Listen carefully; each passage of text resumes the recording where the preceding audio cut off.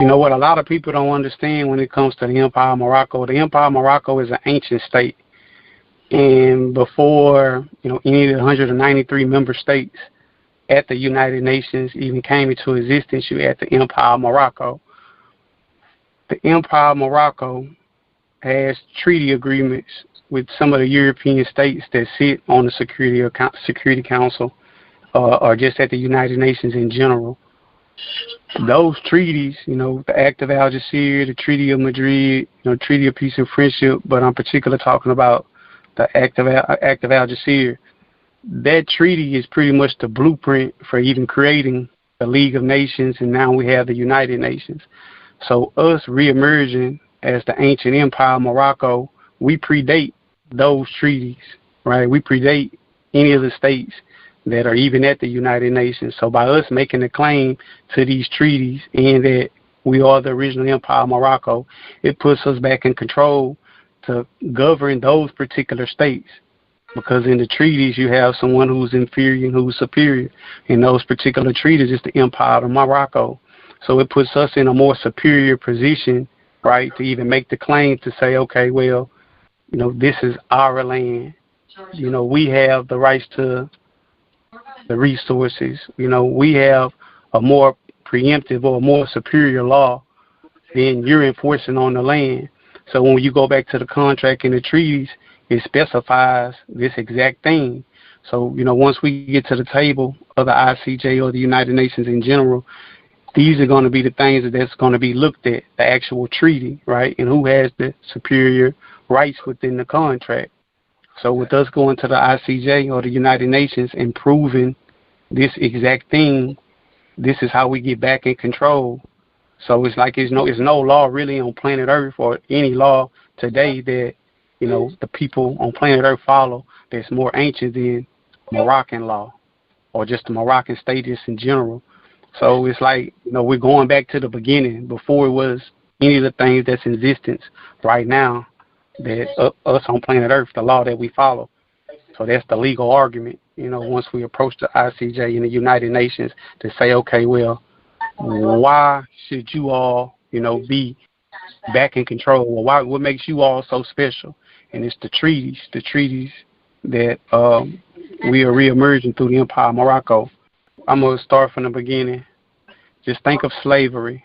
Our ancestors, they was in slavery. And then the United States, they got a treaty agreement to come over here and colonize this land. And in them doing so, the people here, such as myself, or, most melanated people here in the United States, we became what you call naturalized. And it's like a particular legal status within the United States' jurisdiction. Well, how the Empire of Morocco comes into play. The Empire of Morocco was originally who the United States made these treaty agreements with to come over and colonize us. Now, according to the treaties, we had a right or option to repatriate, right? Understand, wake up, learn that, okay, I'm not black. I'm not actually African American, or I'm not Indian, but my true nationality or my true status is Moroccan.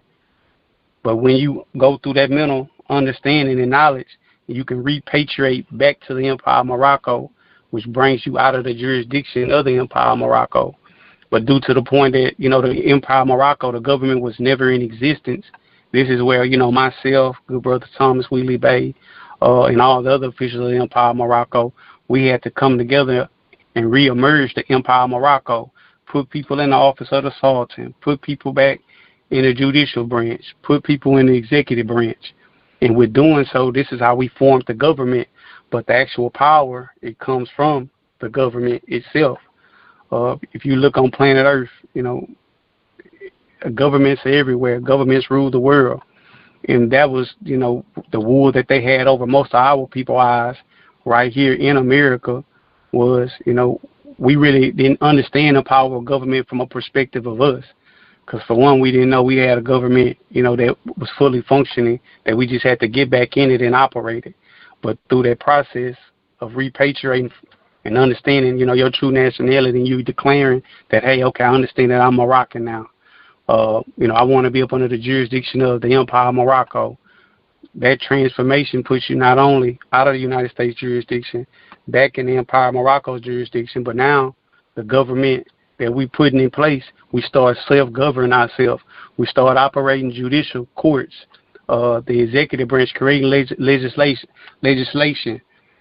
These things start to take place to where we actually like a fully functioning government. One of the main concepts of decolonization is replace their laws in courts with our laws in courts. Now, naturally, that doesn't mean that the United States courts, they're not going to still exist or be here on the land. But for the ones who wake up and start to understand that my nationality is Moroccan, we'll start being governed under the Moroccan judicial branch. It won't be from an American perspective. And I'll just give you an example.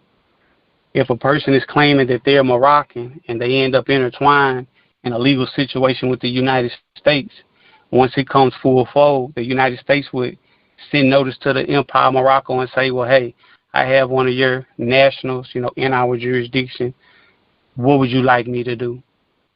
And from that point on, that's how the merger happens. So over time, it'll be Moroccan courts on the land as well as American courts in the land. But, far as legislation and those type of things, that'll start to change our life over time as well. Because you have our people creating these laws based on our lifestyle, based on, what we've been through as a people on this land.